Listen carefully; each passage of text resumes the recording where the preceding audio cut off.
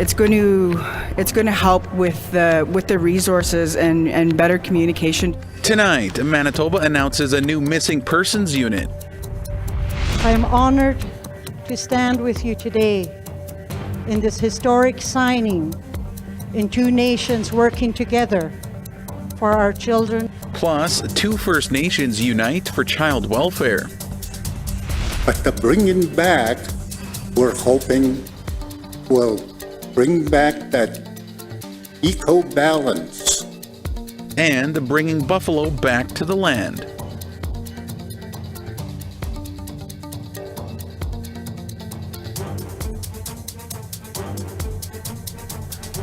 Good evening, Tanse Anin. Welcome to APTN National News. I'm Daryl Stranger. The trial of a man accused of killing 30-year-old Billie Johnson in 2020 began today in Edmonton. Kenneth Cortorial has been charged with manslaughter in her death. He pled not guilty. Johnson was last seen Christmas Eve in 2020. Her body was found 4 months later. She was living with Cortorial at the time. He pled guilty to committing an indignity to a human body. Johnson left behind 2 young children. Johnson's mother, Marlis Johnson, says her daughter is missed.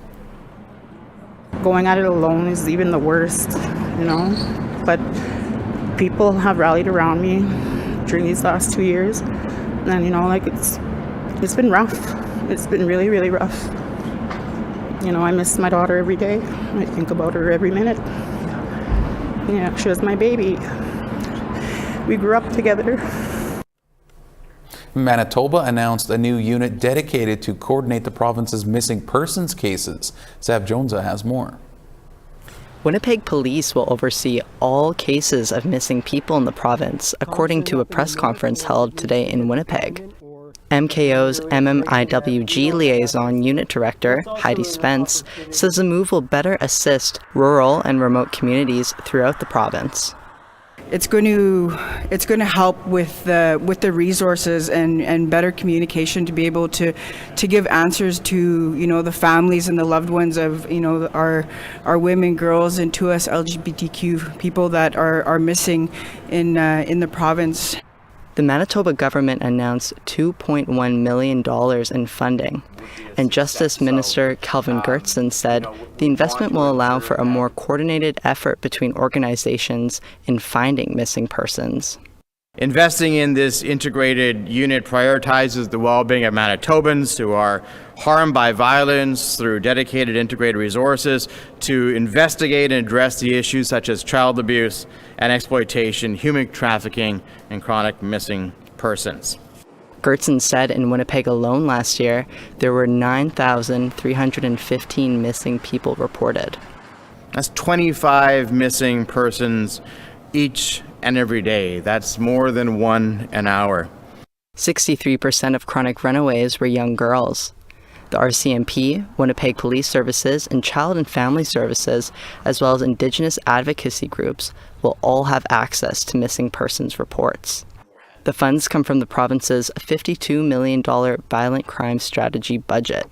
Gertson said the CFS system and police will have room within the response unit to make sure plans are in place for youth in care who go missing. Sav Jonza, APTN National News, Winnipeg. 2 BC First Nations came together to sign a declaration recognizing their child welfare jurisdiction this week. Keeping with traditional practice, the Gitsigutla traded salmon with the SIMP for their first-of-its-kind child welfare agreement. APTN's Lee Wilson reports. In Prince George, SIMP and Gitsigutla First Nation came together in a ceremony with drumming and singing songs. They are signing a declaration that commits to helping uphold their inherent jurisdiction for their children and families. Standing with hereditary chiefs of our nation, Gitsigutla Chief Ann Howard said, the declaration was for their children and future generations. I am honored to stand with you today in this historic signing in two nations working together for our children and our future generations. Last year, SIMP signed a walking together agreement with the BC Ministry of Children and Families. It was the first co-created child welfare agreement in the province. It ensured the nation would be involved in the planning, protection, and placement of their children in contact with the child welfare system. SIMP agreed to share the child welfare agreement with Gitsigutla by accepting sockeye salmon by trade. Their chief, George Lampro, is grateful the two nations will be working together. It's been a long road, but here we are sharing this agreement with another amazing nation that has been trendsetters for the rest of the country, not only here in BC, but across Canada. Gitsigutla is a Gitxsan nation, part of the historic Delgamuukw Supreme Court of Canada case that defined Aboriginal title nearly 25 years ago. Both nations share the traditional laws will guide the way they look after their children and families. I am so happy to be able to witness today what is a happening that is taking a place for the first time in BC. And it doesn't surprise me that Gitxsan Delgamuukw is part of it. Both nations signed the declaration. Chief Lampro said it was their elders that encouraged them to include other nations to strengthen their ties. He says SIMP and Gitsigutla have children who are members of both nations. They are better equipped to support them together. If there's any dispute with the children, we know how we're going to work together. We know what we're going to do, and we're going to do that in a respectful manner, like we always did business. Our laws were never displaced. They've always existed, and we're here to revive them. And that's what this ceremony is about, is bringing our laws back. Lee Wilson, APTN National News, Kitimat. Bidigan Anishinaabe First Nation in Northern Ontario signed a community benefit agreement on Friday. It's related to a proposed palladium mine near Marathon, Ontario. The project will provide 100 new jobs for community members and revenue for local companies. The Minister of Indigenous Services Canada joined the celebration to make her own announcement. And the federal government is contributing a total of $4.1 million, and that will flow through Indigenous Service Canada's Strategic Partnerships Initiative. And these funds are going to support the construction of a cultural and wellness center. The center will help to revitalize culture. It will provide land-based and traditional education and facilitate healing and wellness. 9 months ago, wastewater leaked from the Imperial oil sands mine north of Fort McMurray, Alberta. But only last month were affected Indigenous communities in the area notified about the potentially toxic spill. The federal government held a press conference on Monday to address the issue. APTN's Fraser Needham reports. Colleague Minister Haidu. At Monday's Newser, Indigenous Services Minister Patty Haidu says the Athabasca Chippewan and Mikisew Cree First Nations feel let down by what happened. They're devastated and their communities are devastated, and they're afraid. They're afraid that the water is contaminated. They have no trust or faith that the testing results are accurate, given the fact that both leaders and communities feel that they've been misled over the number of months that they haven't had information from either the Alberta government or Imperial Oil. Haidu says to help remedy the situation, ISC is providing both potable water and mental health services to the communities for the time being. As well, Environment Minister Stephen Guilbeault says the reporting system between Imperial Oil and the Alberta government over the wastewater spill was lacking. I'm very concerned about the reporting gaps.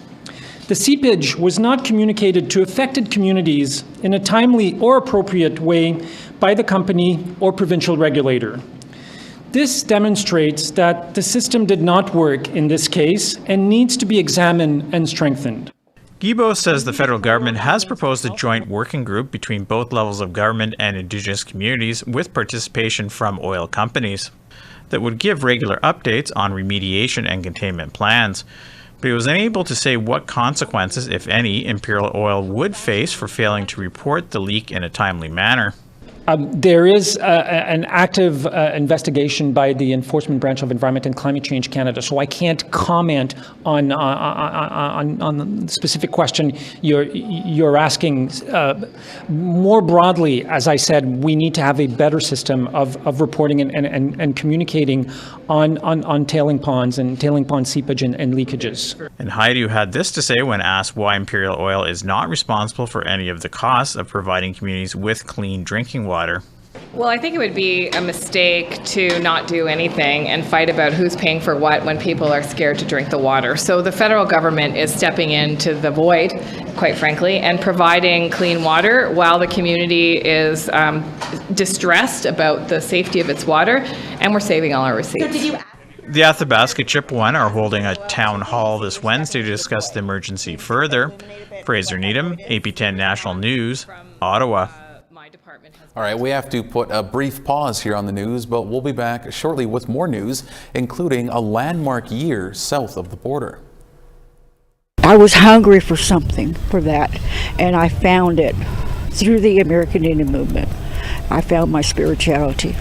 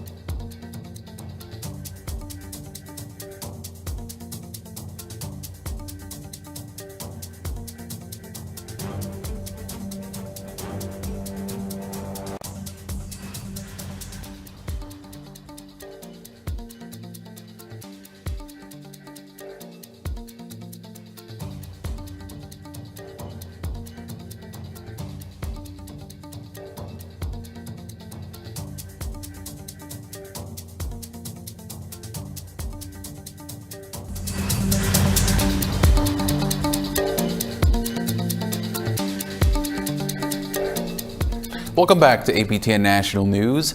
Drums and protest songs echoed across the South Dakota prairie last week as hundreds of people marched to Wounded Knee to honor the American Indian Movement members who took over the sacred site 50 years ago. Our friends at ICT were there.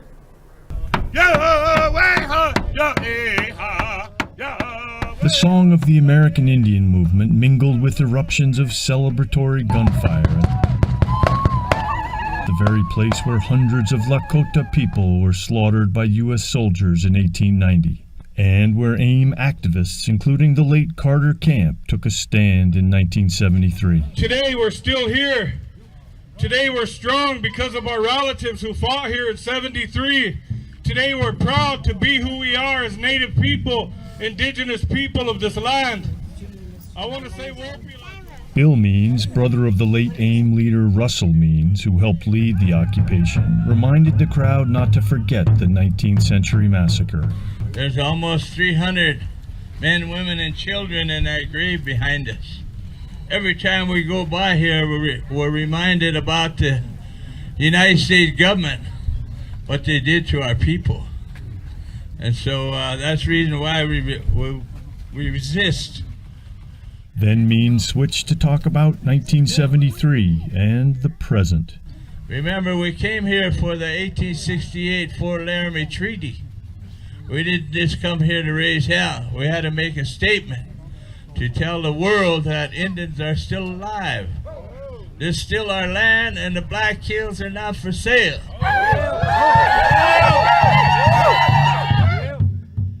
The 1973 occupation began as a protest against the heavy-handed tribal government of Dick Wilson, but evolved into a 71-day standoff against federal law enforcement and demands for treaty rights.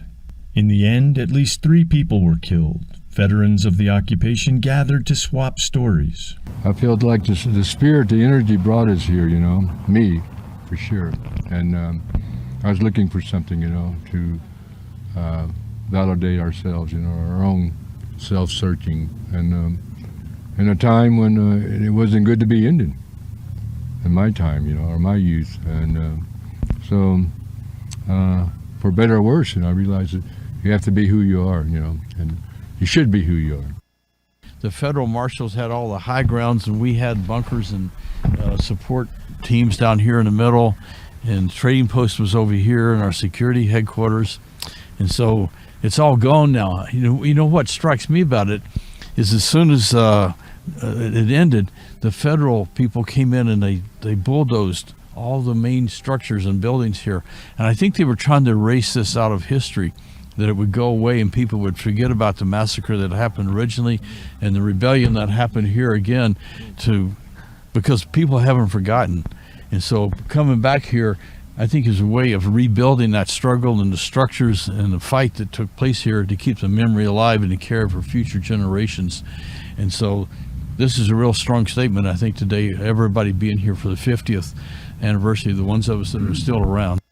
Ken Tiger served in Vietnam before joining the 73 occupation. Looking back on it, there was a lot of similarities. There was a lot of farmers in Vietnam who didn't want anything to do with the war. They just wanted to take care of their property, their families, their communities.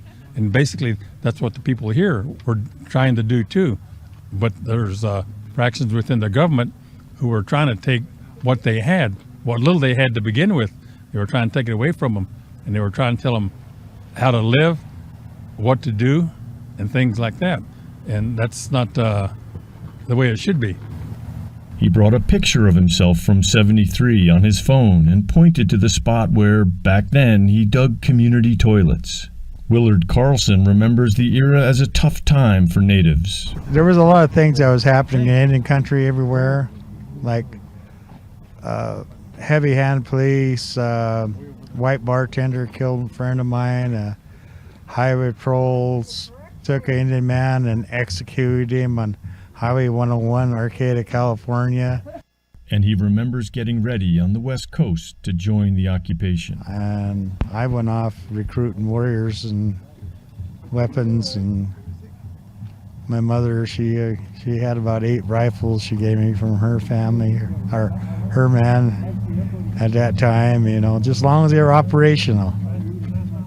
So we drove over here, and it was a very dangerous time, very bad. Looking ahead, things are perhaps better, but the work is not done. It is still sad that we unfortunately face some of the same struggles today, and so that's what keeps many of us as helpers and continuing to show up and help where we can for future generations, and of course honoring those that have gone before us. The fight is not over. The fight continues to this day, and I think it'll continue for the rest of our lives.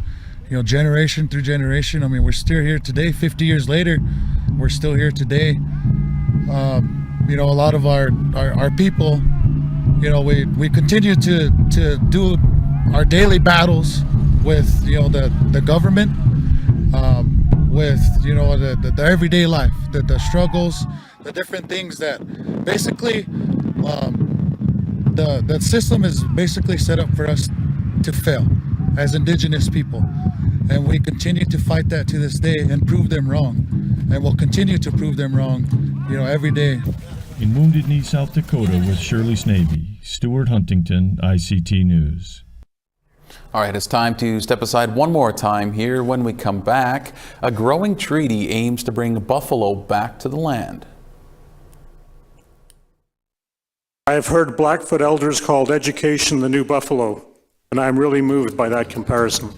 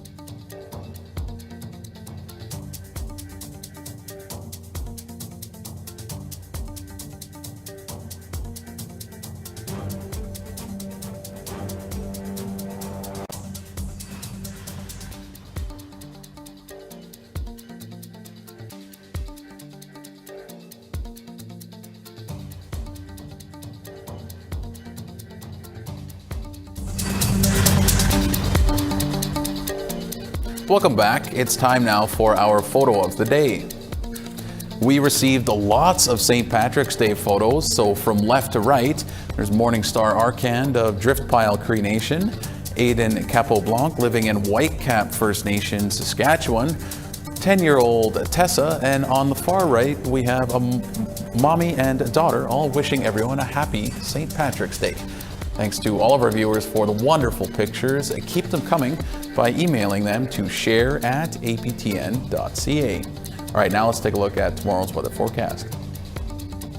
We start on the East Coast, 2 in snow in St. John's and 7 in Halifax. -14 in snow in Kuujjuaq and -6 in Happy Valley Goose Bay. 3 degrees in Quebec City and 5 in Montreal. +8 in Toronto and -1 in Sault Ste. Marie. -4 in Timmins and clear and -3 in Wawa.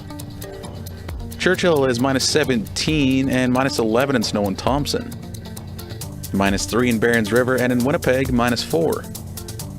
-8 in snow in Regina and -7 in snow in Saskatoon. -3 in snow in Buffalo Narrows and -8 in snow in Stony Rapids. As we head west, a -6 in Fort Chipewyan and -1 in Fort McMurray.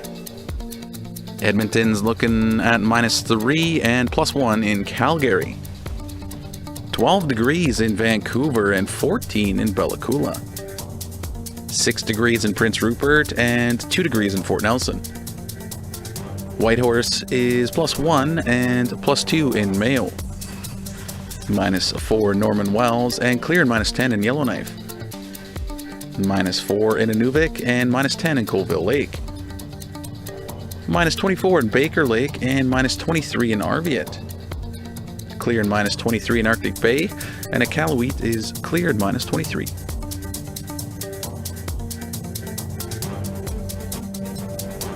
The Buffalo Treaty was created in 2014 by First Nations in Canada and the U.S. with the goal of helping bring the buffalo back to, once again, roam the lands. Since then, the number of groups that have signed the treaty has steadily increased. On March 15th, Lethbridge College in Alberta also signed on to the historic agreement. APTN's Chris Stewart was there.